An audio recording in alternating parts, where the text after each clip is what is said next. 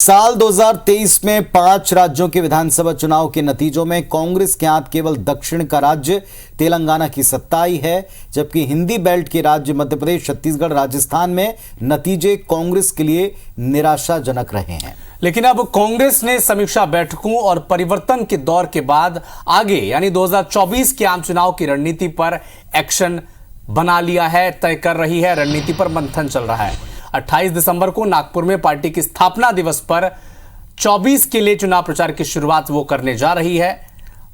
Party का 139वां स्थापना दिवस है, जिस पर कांग्रेस पार्टी एक बड़ी महारैली करने वाली है। इसे नाम दिया है तैयार हम। रैली में पार्टी के तमाम टॉप लीडर्स होंगे, हर प्रदेश के दिग्गज नेता होंगे, मध्य प्रदेश, छत्तीसगढ़ के भी होंगे। और 2024 में कांग्रेस पार्टी भारत न्याय यात्रा निकालने का प्लान साझा कर चुकी है, सार्वजनिक कर चुकी है। तो जनवरी से मार्च तक वो यात्रा और इसके पहले ये महारैली अपने आप में कांग्रेस के तेवर बताते हैं कि वो 24 की तैयारी, उसकी प्लान पर काम शुरू कर चुकी। एक एक करके अब जरा इन खबरों को डिटेल में आप तक पहुंचा दें। राहुल की न्याय यात्रा मणिपुर से निकलेगी, महाराष्ट्र पे खत्म होगी। ये वही राज्य हैं जहां कांग्रेस और इंडी गठबंधन की संभावनाएं थोड़ी बेहतर हैं। कांग्रेस का दावा है कि राहुल गांधी की राष्ट्रीय स्तर पर लोकप्रियता और मजबूत छवि इंडी गठबंधन के लिए मददगार रहने वाली। बिल्कुल, तो चलिए आपको सिलसिलेवार तरीके से यह भी बताते हैं कि राहुल गांधी की जो न्याय यात्रा है ये किन किन राज्यों से होकर गुजरेगी, उसका रूट क्या होगा और कितने जिलों से होकर ये गुजरेगी। सिलसिलेवार तरीके से पूरा अपडेट आपको देते हैं। तो प्लान देखें जरा आपके 2024 में राहुल का प्लान क्या है। ये दरअसल पहली वाली यात्रा के बाद इस यात्रा से बड़ी उम्मीदें हैं। 14 जनवरी से भारत न्याय यात्रा शुरू होगी, तो साल की पहली यात्रा है, लेकिन राहुल गांधी की दूसरी बड़ी यात्रा है देश में। मल्लिकार्जुन खड़गे इम्फाल में हरी झंडी दिखाकर इसको शुरू करेंगे। मणिपुर टू मुंबई कुल मिलाकर 6200 किलोमीटर की दूरी यात्रा तय करेंगे और इसका समापन 20 मार्च को मुंबई में होगा। पहले की तरह पूरी तरह पैदल नहीं होगी ये यात्रा। 14 राज्यों के 85 जिलों को कवर करेगी यात्रा। और जिस तरह से भारत जोड़ो यात्रा निकाली गई थी कन्याकुमारी से कश्मीर तक, अब उसी की तर्ज पर भारत जोड़ो न्याय यात्रा, भारत न्याय यात्रा जो है ये मणिपुर से, नॉर्थ ईस्ट इलाके से भारत के, अब महाराष्ट्र के मुंबई में जाकर 20 मार्च को इसका समापन होगा। चलिए, तो इस बारे में कांग्रेस महासचिव केसी वेणुगोपाल और जयराम रमेश ने बुधवार को देश के साथ में प्लान साझा किया, सार्वजनिक किया। दिखाते हैं आपको। भारत न्याय यात्रा में 14 राज्य शामिल हैं, पर 6200 किलोमीटर लंबा ये भारत न्याय यात्रा है। कांग्रेस पार्टी के सभी नेता, सभी राज्यों के नेता, कार्यकर्ता वहां मौजूद रहेंगे। भारी मात्रा में कल शंखनाद होगा।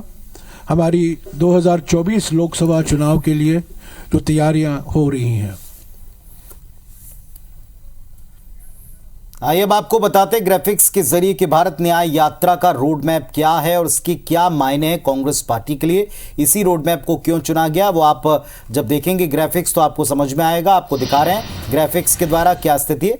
मणिपुर से निकलकर यात्रा नागालैंड, असम, मेघालय, पश्चिम बंगाल, बिहार, झारखंड, ओडिशा और उत्तर प्रदेश तक पहुंचने वाली है। इसके बाद छत्तीसगढ़, राजस्थान, गुजरात से होते हुए महाराष्ट्र में 20 जनवरी को यात्रा खत्म होगी, यानी 14 जनवरी को यात्रा शुरू होगी।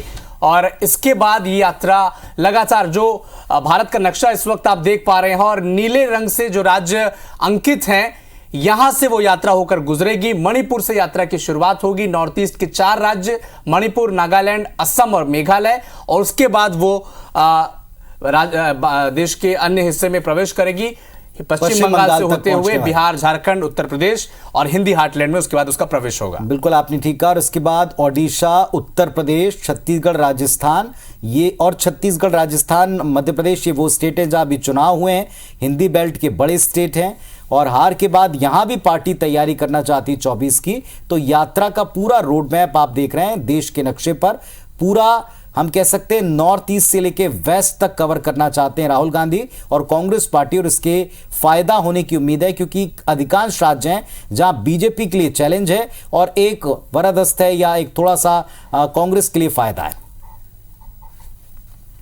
तो राहुल की यात्रा मध्य प्रदेश, छत्तीसगढ़ से गुजरने वाली अब की बार, लिहाजा सियासी बयान यहां भी तेज हैं। दावा ये 2024 के चुनाव में विपक्षी गठबंधन को निर्णायक बढ़त दिलाने वाली, तो बीजेपी अपने लिए यात्रा को कोई चुनौती नहीं मानती।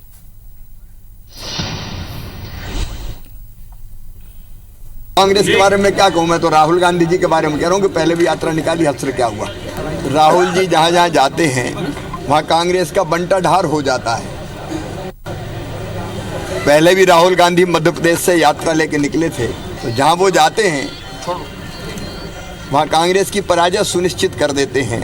तो यात्राओं का कोई लाभ कांग्रेस को नहीं होने वाला है।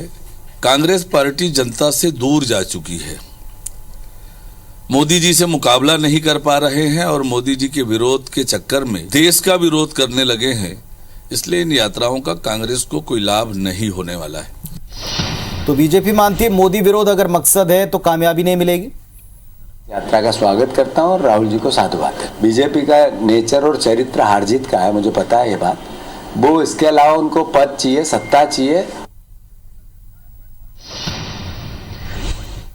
अब सवाल ये उठता है कि राहुल की जो 2 यात्राएं हैं, पहले उन्होंने सारे देश में भारत जोड़ो के नाम पर यात्रा की और अब भारत न्याय के नाम पर भी यात्रा कर रहे हैं। तो एक स्वाभाविक सी तुलना होती कि आखिरकार इन यात्राओं का मकसद क्या है और कैसे एक दूसरे में समानता है और क्या असमानता है। तो जरा देखें क्या अंतर है। भारत न्याय यात्रा पूर्व से पश्चिम तक जाएगी, जबकि भारत जोड़ो यात्रा कन्याकुमारी दक्षिण से उत्तर की तरफ कश्मीर तक गई थी। भारत न्याय यात्रा 14 राज्यों से होकर गुजरेगी।